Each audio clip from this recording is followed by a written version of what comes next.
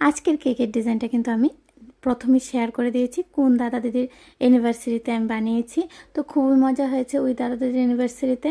আর আজকে আমি শেয়ার করব ওই কেকের ডিজাইনটা আমি কিভাবে বানিয়েছি, সম্পূর্ণ ভিডিওটা তোমাদের সাথে শেয়ার করব। তো প্রথমে কিন্তু দেখো আমি ইয়েলো কালারের ক্রিম নিয়ে নিয়েছি আর পুরোটা কেকের মধ্যে ভালো করে লাগিয়ে দিচ্ছি, তারপরে ফিনিশিংটা দিয়ে দেবো। আর ইয়েলো কালারটা যেহেতু একদমই হালকা ছিল তার জন্য কিন্তু আমি পুরোটা ক্রিমের সাথেই এক ফোঁটা ইয়েলো কালার অ্যাড করে নিয়েছি। যদি হালকা না হতো তাহলে কিন্তু আমি প্রথমে হোয়াইট কালারের ক্রিম দিয়ে ফিনিশিংটা দিতাম, তারপর অল্প একটু ইয়েলো কালারের সাথে অল্প একটু ক্রিম অ্যাড করে তারপর পুরোটা কেক ইয়েলো বানিয়ে দিতাম। তো যেহেতু অনেকটাই হালকা তার কারণে কিন্তু আমি এভাবে করেছি। আর তোমরা ভিডিওটাকে স্কিপ না করে দেখতে থাকো আজকের কেকের ডিজাইনটা আমি কীভাবে বানিয়েছি। হ্যালো ফ্রেন্ডস, আশা করি তোমরা সবাই খুব ভালো আছো, আমি অনেকটাই ভালো আছি। তোমাদের সবাইকে জানাই অনেক অনেক স্বাগত। নতুন আরও একটা কেকের ভিডিও নিয়ে চলে এলাম আমি পিঙ্কি কেক অ্যান্ড কিচেন থেকে, পিঙ্কি কেক অ্যান্ড কিচেন থেকে। তো এখন দেখো আমি কিন্তু লিফ নোজেল নিয়েছি, আশা করি তোমরা বুঝতে পারছো। তবে আমি তোমাদের সাথে শেয়ার করছি এই ডিজাইনটা বানানোর জন্য কিন্তু আমি এখানে লিফ নোজেল ইউজ করেছি। আর লিফ নোজেলের সাহায্যে কিন্তু আমি নিচের বর্ডারটা দিয়ে দেবো। দেখো কতটা সুন্দর লাগে।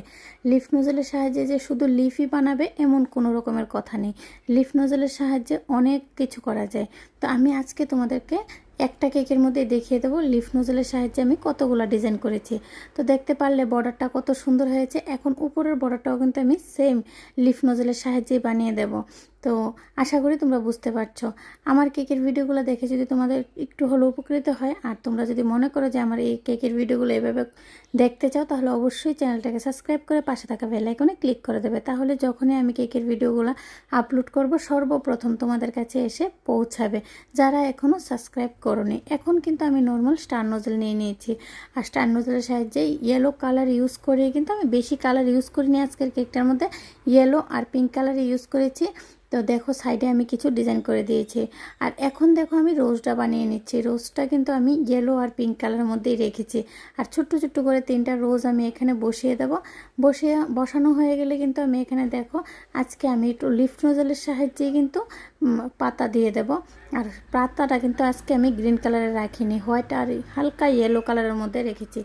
এখন কিছু সুগার বল দিয়ে আমি ডিজাইন করে দেবো। তোমরা চাইলে এখানে তোমাদের ইচ্ছে মতো সুগার বল ইউজ করতে পারো, কালারটাও তোমাদের ইচ্ছে মতো করতে পারো। তো আমি এখানে কিছু গোল্ডেন কালারের সুগার বল নিয়ে নিয়েছি আর ডিজাইনগুলো করে দিচ্ছি। এখন আমি অ্যানিভার্সারি টপারটা লাগিয়ে দেবো। আমার কেকের ডিজাইন কিন্তু একদম রেডি হয়ে গেছে।